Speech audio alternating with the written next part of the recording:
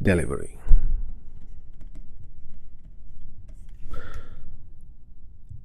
We've finished our pre-sales documents,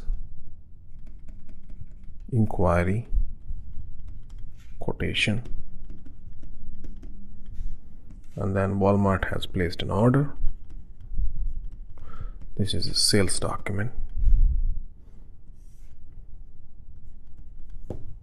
And like we discussed in the last class, now we need to deliver the physical goods. So this part is called logistics. The document type here is called LF, and this behaves differently than an order, obviously. So what is there in a delivery? Most of the things in the delivery again are copied down from an order, because we are trying to deliver the goods corresponding to the order that the customer has given us. In this case, say the customer said, I need whatever, say a desktop, right? Quantity 1 or 100,000, whatever, and then there could be more line items. And each line item over here will have what is called confirmed date.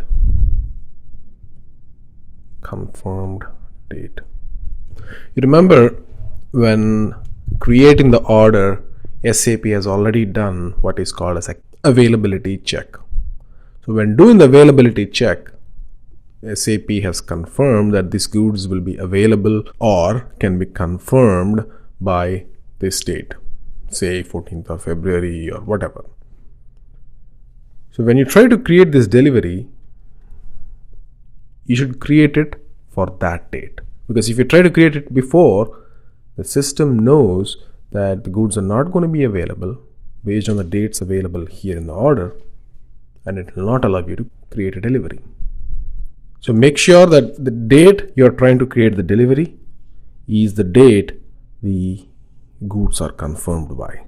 That's called the delivery creation date or the delivery date. Once you got that, then you can create a delivery, and all the line items over here, one or more than one, with that date.